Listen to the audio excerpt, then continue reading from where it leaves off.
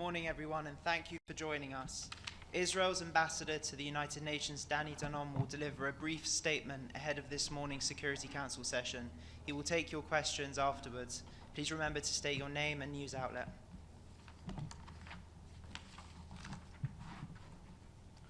Good morning.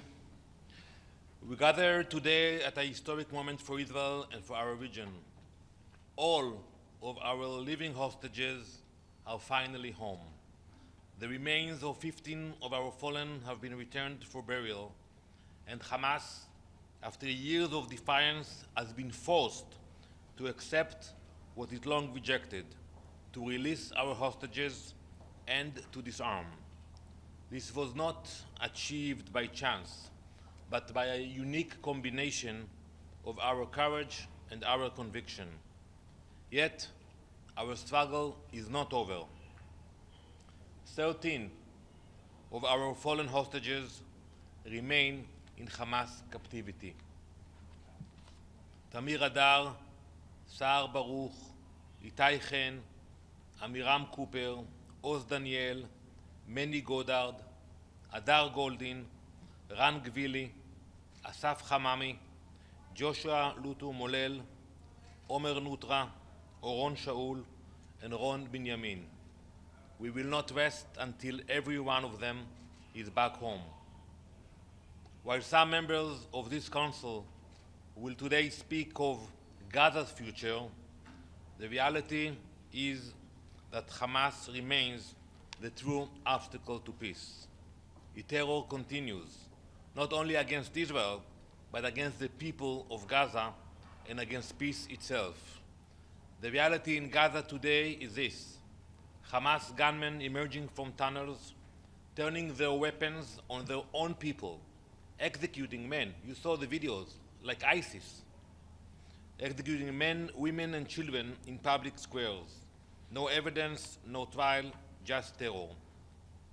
And from the UN, silence, no condemnation, no emergency session of the Security Council.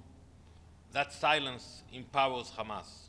We must act now, not with words, but with pressure, with resolve, with urgency. Disarmament is not a slogan. It requires action. Weapons must be surrendered, tunnels must be sealed, and rocket factories must be shut down. Before Gaza can be rebuilt, terror must be removed. Before peace can begin, Hamas must lay down its arms. The time for excuses is over. Hamas must disarm now. Thank you.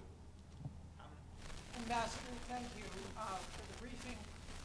The Trump administration this past week, Jared Kushner, said that the UN and Israel are cooperating strongly, as did the UN humanitarian agency, OCHA.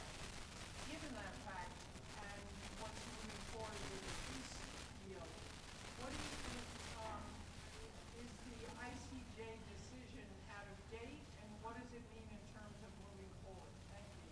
Pamela Paul from U.S. News and World Report. Thank you, Pamela. You know, the ICJ decision was a shameful decision. It was a political document, not a legal document. We know how it started. We know how it will end. It will end when it will come to the General Assembly, but they chose to ignore the facts. Take, for example, UNRWA.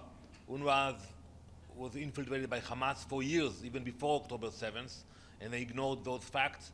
We have proved that UNRWA employees entered Israel and took part during October 7th massacre. The court chose to ignore those facts, and we will not work with agencies that are controlled by terrorists. Thank you. Ambassador, Shiraji with China Central Television, two questions. First, we heard a lot of the UN officials talking about more border crossings opening. Will Israel consider that, and what stops Israel from opening more border crossings so far? And secondly, we heard that the U.S. is strongly considering IDF presence during the reconstruction. What is the position from the Israeli government? Thank you. Well, regarding the checkpoint, you know, we have an ongoing dialogue with our partners on the ground. If there will be a need, we can open more checkpoints. But usually the problem is not the checkpoint. The problem is, you know, you need the drivers and the routes, you know, in order to deliver aid into Gaza. Regarding your second, I'm not familiar with that. We have no intention to stay in Gaza permanently. And we welcome the involvement of international forces that will allow for law and order to be there. And also, we have to make sure that Hamas lay down their weapons. So we are now in parts of Gaza, and we hope that we will see soon international forces coming in and making sure that Hamas is disarming. From IM Homeland News, my question is, Houthis are still operating there in the region and against Israel. What's your plan to defeat them? Are you talking about whom? Houthis. The Houthis. Well, we said it very clear. We have nothing against Yemen. We have no conflict with Yemen, and unfortunately, this radical regime attacks Israel, and we will retaliate. And we have shown our capabilities. So we hope that they will understand that, we have no interest in any fight or conflict with the Houthis. But if they will continue to attack Israel, they will find the might of the IDF. What's the plan to defeat them completely? Well, I'm not going to technical, but we have the capability to get to any site in Yemen, and we proved it. We have the capability to find the leaders of the Houthis, and we proved it. So we will continue to take actions if we will have to do that. Are you coordinating with any of the countries around there to defeat them with you? We speak with many countries in the region, and we have to understand that the Houthis is not a threat only to Israel. You should see what's happening in Egypt in terms of the loss of income to from the Suez Canal, and for the entire world, because we all pay more now for commodities because of their illegal actions. Thank you very much. Yes, one last one.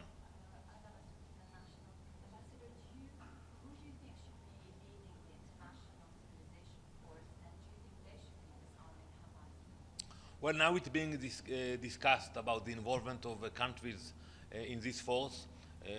I think it should be a combination of countries from the region, moderate countries from the region, and other international forces. And for sure, they will have to take part in the disarmament and the inspection.